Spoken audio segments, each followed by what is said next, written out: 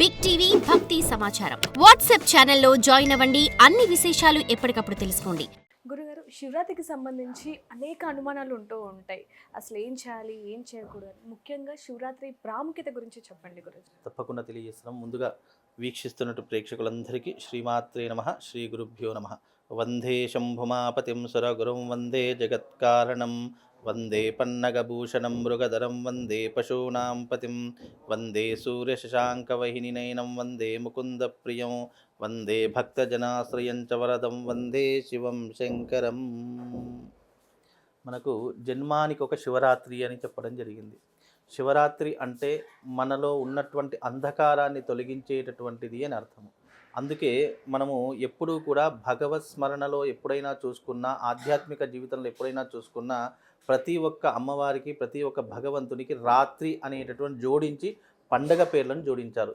ఉదాహరణకి శివరాత్రి, అలాగే దేవి శరణ్ నవరాత్రులు, అలాగే వసంత నవరాత్రులు. అంటే రాత్రులు అన్నదానికి అర్థం ఏంటి అంటే అంధకారాన్ని తొలగించేటటువంటిది అని అర్థము. అందుకే శివరాత్రి అనేటటువంటి పర్వదినం కూడా మానవ శరీరంలో ఉన్నటువంటి, జ్ఞానంలో ఉన్నటువంటి అంధకారాన్ని తొలగించేటటువంటిదే మహాశివరాత్రి అని అర్థం. అలాగే మనకు నెలకు ఒకసారి మాస శివరాత్రి అనేటటువంటిది వస్తుంది. అలా సంవత్సర కాలంలో 12 శివరాత్రులు వస్తాయి. 11 మాస శివరాత్రులు కలిస్తే ఒక మహాశివరాత్రిగా ఉద్భవం చేస్తుంది. అలాగే శివుడు కూడా ఈ భూమి మీద మొట్టమొదటిగా లింగరూప దర్శనమిచ్చినటువంటి రోజు కూడా ఈ యొక్క మాఘమాసంలో వచ్చేటటువంటి మహాశివరాత్రి రోజు. అంటే అమావాస్యకు ముందుగా ఉండేటటువంటి చతుర్దశియుక్త అమావాస్య ఏదైతే ఉంటుందో అది లింగోద్భవ కాలము అని చెప్పడం జరిగింది.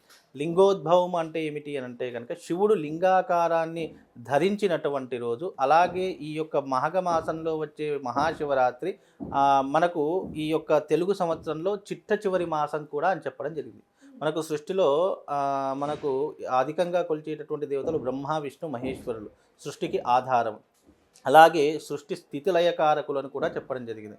మనకు ఎప్పుడైనా చూడండి, మనకు వసంత పంచమి అనేటటువంటిది మొదటిగా వస్తుంది.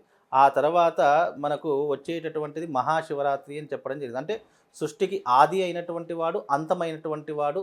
ఆదితో ప్రారంభమవుతుంది, ఆదితో ప్రారంభమై అంతంతో ముగిసేటటువంటి కాలమే ఈ యొక్క మాఘమాసం. అందుకే మాఘమాసం శివుడి యొక్క లయకారకుడైనటువంటి శివరాత్రితో మాసం కూడా ముగిసిపోతుంది.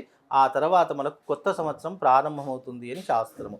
అందుకే ఈ మహాశివరాత్రి అనేటటువంటిది మనిషిలో ఉన్నటువంటి అంధకారాన్ని తొలగించేటటువంటిది అని అర్థమని శాస్త్రం పేర్కొనడం జరిగిందమ్మా. గురుగారు, మహాశివరాత్రి రోజు అనేక మంది ఉపవాసం ఉంటూ ఉంటారు. మరి ఉపవాసం ఉండడానికి గల కారణం ఏంటంటే సార్?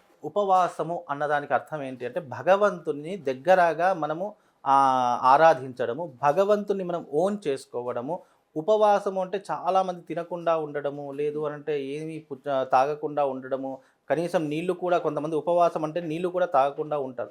ఉపవాసము అన్నదానికి ఏంటంటే కొంతవరకు మనము శరీరంలో ఆహార పదార్థాలు తగ్గించుకుంటే శరీరం అనేటటువంటిది నిటారుగా ఉండడంతో భగవంతుని మీద ప్రేరణ కల్పించడం ఒక విధంగా కనిపిస్తూ ఉంటుంది ఆధ్యాత్మికంగా. ఇంకోటి ఏంటంటే భగవంతుని యొక్క నామస్మరణ చేసేటటువంటి విధానాన్ని ఉపవాసము అంటారు తప్ప, ఇప్పుడు షుగర్ ఉన్నవాడు, బీపీ ఉన్నవాడు ఉపవాసం అనేటటువంటి పేరుతో ఏమీ తినకుండా ఉన్నారనుకోండి, అది ఆ మనిషి యొక్క ప్రాణాన్ని హరింపజేసేటటువంటి విధానంగా మారిపోతుంది. అందుకే ఉపవాసం అంటే భగవంతుని దగ్గరగా స్మరించి నీ శరీరానికి ఎంతనైతే అవసరం ఉన్నటువంటి ఆహార పదార్థాలు కానీ, పానీయాలు కానీ అంటే నీ శరీరం నిలబడడానికి ఎంతనైతే అవసరమో అంతవరకు మాత్రమే తీసుకోవాలి. ఇంకోటి ఏంటి అంటే కనుక శరీరానికి అలసట పెంచేటటువంటి ఆహారం తీసుకోకూడదు. అంటే అన్నము లాంటి పదార్థాలు తీసుకున్నాం అనుకోండి, శరీరం మజ్జుగా మారిపోయి నిద్రావస్థలోకి జారుకునేటటువంటి విధానాలు ఏర్పడతాయి. అందుకే నిద్రావస్థలోకి జారుకోనటువంటి పదార్థాలు అంటే అల్పాహారం కావచ్చు, పాలు, పండ్లు, ఇలాంటి పదార్థాలు కావచ్చు, ఇలాంటివి తింటే శరీరం నిటారుగా ఉంటుంది. శక్తి అంటే భగవంతుని యొక్క నామం స్మరించడానికి కూడా శరీరానికి శక్తి కావాలి. ఆ శక్తి ఎంతనైతే అవసరం వస్తుందో దానికి సరిపడ ఆహారం తీసుకోవాలని శాస్త్రం పేర్కొంది. ఉపవాసానికి ఇది పరమార్థం అని చెప్పడం జరిగింది. అంటే మనము భగవంతుని దగ్గరగా దర్శించడానికి, భగవంతుని యొక్క నామస్మరణ నిరంతరము మనం చేసుకునేటటువంటిది ఉపవాసము అని శాస్త్రం. ఉపవాసం అన్నదానికి ఇదొక అర్థం వస్తుంది. అలాగే శివరాత్రి రోజున కూడా శివుడు ఏమీ తినకుండా ఉపవాసం ఉన్నాడు కాబట్టి ఈ రోజున ఎవరైతే ఉపవాస దీక్ష చేస్తారో వాళ్లకు సంపూర్ణమైనటువంటి శివానుగ్రహం కలుగుతుంది అని శాస్త్రవచనం అని శాస్త్రం పేర్కొందమ్మా. For more videos like this, subscribe Big TV channel.